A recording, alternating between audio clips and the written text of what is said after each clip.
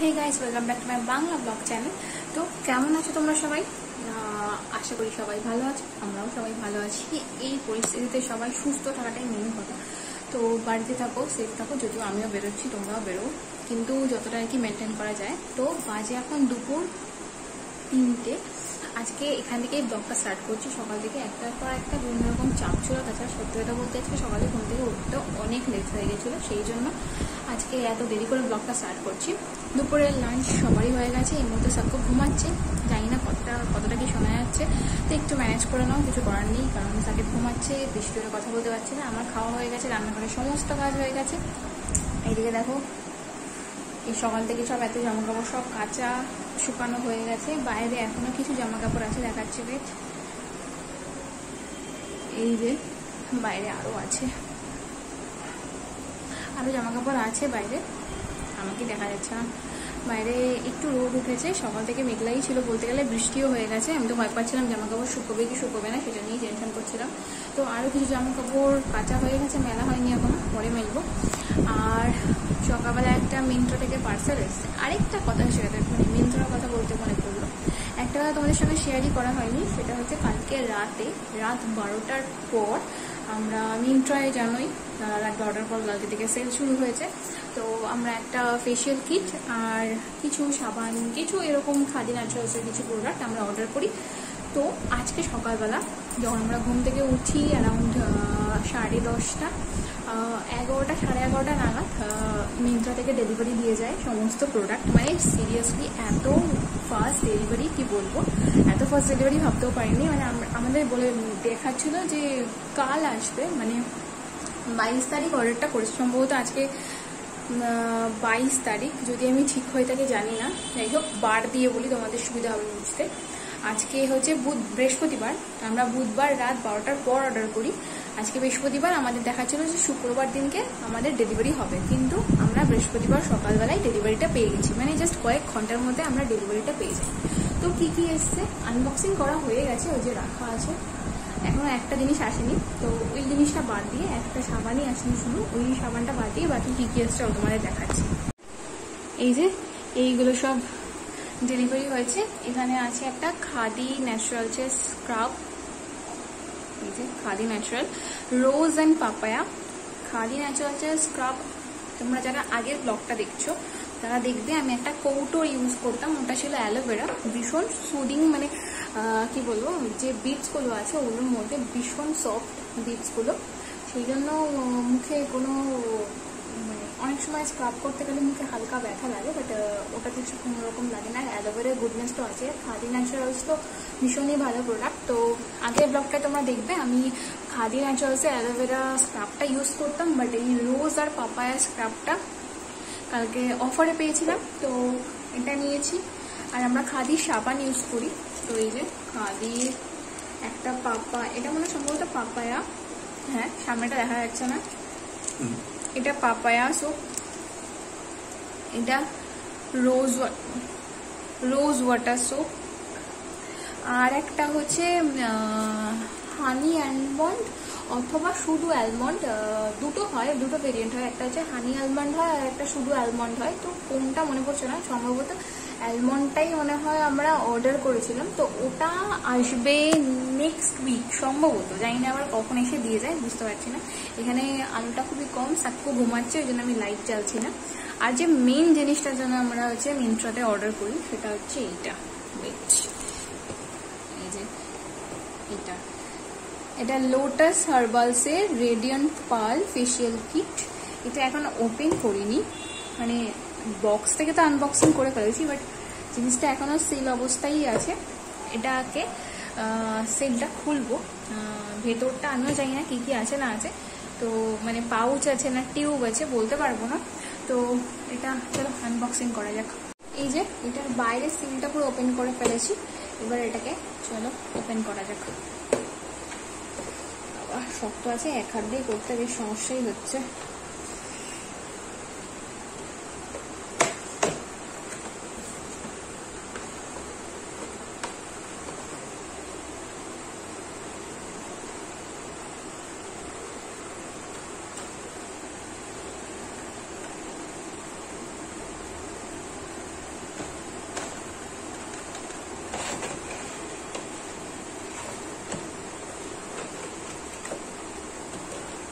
হয়ে গেছে। তোমাদের ব্যাক ক্যামেরা দিয়ে দেখাচ্ছি কিরকম এসেছে জিনিসটা। এই যে লাইট জ্বালিয়ে সন্ধ্যাবেলা ভালো করে দেখাবো। এটা আপাতত এরকম এসেছে। এই যে 4টে কৌটো ধরনের টিউব। বাজে এখন সন্ধ্যে 6:30। বাইরে দেখো প্রায় অন্ধকার হয়ে এসেছে, আর আমি এই যে চা হাতে ঘুরে বেড়াচ্ছি বলতে পারো এক প্রকার। সাকুর খাওয়া হয়ে গেছে, বিকালে এই সুজি আর কলা খেয়েছে, তো ওর খাওয়া হয়ে গেছে। আর আমাদের দুজনের জন্য চা করেছিলাম, ওরটা ওর ঘরে দিয়ে আসলাম, আর আমারটা আমি একাই ঘুরে ঘুরে খাচ্ছি, কিছু করার নেই। তো তোমাদের সঙ্গে যেটা মেইন কথা বলার জন্য আমি ক্যামেরাটা অন করলাম, সেটা হচ্ছে আমার মুখে যে পিম্পল স্পটগুলো দেখতেই পাচ্ছ তোমরা সবাই, পুরো মানে ভালোভাবে স্পষ্ট হয়ে আছে। আলোতে গিয়ে দেখাই, এদিকে তো ভর্তি, মানে আমার অবস্থা খুবই খারাপ ছিল, সেখান থেকে অনেক বেটার হয়েছে। তো এই স্পটগুলো আমি রিমুভ করার জন্য একটা স্যান্ডেলউড পাউডার অর্ডার করেছিলাম। সেই স্যান্ডেলউড পাউডারটা রিসেন্টলি এসেছে, এবার আমি সেটা ইউজ করা স্টার্ট করেছি আজকে থেকে। আগেও ইউজ করেছিলাম স্যান্ডেলউড পাউডার অনেক ধরনের, বাট সেরকম একটা কিছু রেজাল্ট হয় না। আমি স্যান্ডেলউড পাউডার এটা ইউজ করেছি, বাট তোমাদের ভালো করে দেখাচ্ছি আলোর জন্য। এটা আমি ফ্লিপকার্ট থেকে আনিয়েছি, দেখো পিওর কোম্পানির। এটাতে লেখা আছে যে 100% পিওর স্যান্ডেলউড পাউডার। তো আমি এটা 7 days ইউজ করি, দেখা যাক কিছু স্পট রিমুভ হয় কিনা। তোমরা নিশ্চয়ই ক্যামেরা অন করলেই বুঝতে পারবে আমার স্পট রিমুভ হয়েছে কিনা। আর এই যে স্যান্ডেলউড পাউডারের জন্য আমি পাগল হয়ে গেছে, এটা রেখে আসি, নয়তো আমায় কাজ করতে দেবে না। তো অনেকে তো অনেক ধরনের স্যান্ডেলউড পাউডার কেনো, কিন্তু এটা একবার ট্রাই করে দেখতে পারো। যদিও আমি রেজাল্ট বলার পর আমার মনে হয় তোমরা কিনো, কারণ এই স্যান্ডেলউড পাউডারটা আমি 7 days ইউজ করব। ইউজ করে দেখবো যে কিরকম আমার মুখে সত্যি কোনো কাজ দিয়েছে নাকি, নাকি সত্যি ফেলে দেওয়ার মতন, জানি না। গন্ধটা তো ভীষণ ভালো, আর সত্যি মানে একটা চন্দন ঘষলে যেরকম আর কি হয়, স্যান্ডেলউড পাউডারটা যখন জলে মিশিয়ে আমি ইউজ করি, আমি জাস্ট সিম্পল জলে মিশিয়ে ইউজ করে লাগিয়ে রাখি, শুকিয়ে গেলে ধুয়ে ফেলি। তো 7 days ইউজ করি, কিছু না কিছু রেজাল্ট তো পাবো। তো দেখা যাক 7 days ইউজ করে, তারপর তোমাদের সঙ্গে আমি আবার শেয়ার করব আমার ওপিনিয়ন, যে সত্যি আর কি এটা দাগ রিমুভ হয়েছে কি হয়নি, তোমরা বুঝতেই পারবে। তারপর তোমরা অবশ্যই ওটা কিনো। ওটা আমি কিনেছিলাম ফ্লিপকার্ট থেকে। দাম ডিটেলস সব আমি তোমাদের রিভিউ শেয়ার করার সময় শেয়ার করবো। Hey guys, good morning. বাজে এখন সকাল 10:30।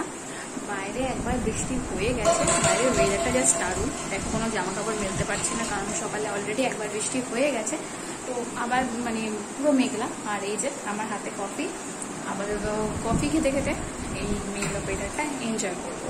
আমার কফি খাওয়া হয়ে গেছে, এই যে সাকেতে স্নান টান সব কমপ্লিট। এবার দুপুরে রান্না করতে যাব। আজকে দুপুরে হাঁসের ডিম রান্না করব, তো ঝটপট রান্না করে নেবো। এছাড়া শাক, তাছাড়া বিভিন্ন রকম জিনিসপত্র আর কি রান্না করবো, সাকেতের খাবার। তো চলো দেখা যাক আজকে দুপুরে কি রান্না করি।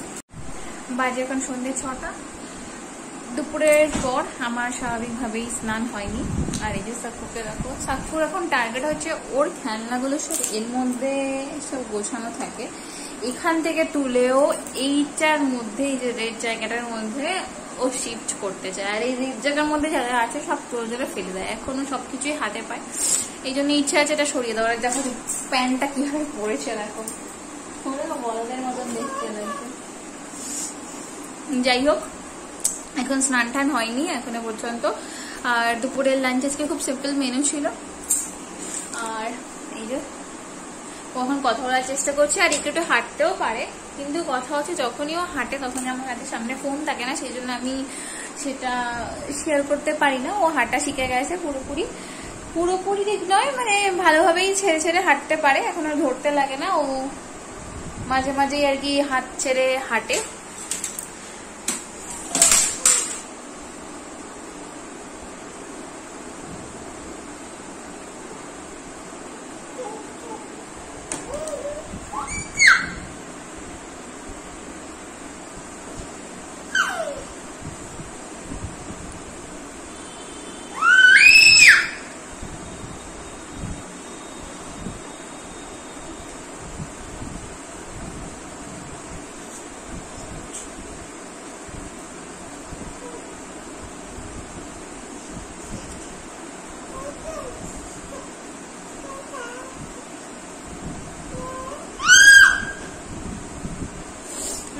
এরকম চলবে, আর আমি ওকে বসে বসে পাহারা দেবো, ওই রকম বোর্ডে থাকবে আর আমি ওকে বসে পাহারা দেবো। বললাম তোমাদের যে চা খাওয়া হয়ে গেছে, এনে বলছি কি বলিনি মনে করছে না। তো 1 রাউন্ড চা খাওয়া হয়ে গেছে, এরপর আর আগেতে সুজি খাওয়া হয়ে গেছে, এরপর আবার কখন চা খাবো জানি না। আর এই বসে থাকবো সারা দুপুর, খুব টায়ার্ড লাগছে কারণ দুপুরবেলা খাওয়া দাওয়ার পরপরই সাথে উঠে যায়। এবার সারা দুপুর শুতে পারিনি, তো ভীষণ টায়ার্ড লাগছে। আর বসে বসে ভাবছি কি করব, একটু বাদে স্নানে যাব, দেখি ওর অফিসটা একটু ফাঁকা হলেই আর কি, ও যখন এখানে আসবে তখনই ভাবছি স্নানে চলে যাবো, প্রচন্ড গরম লাগছে, দেখা যাক কি করা যায়।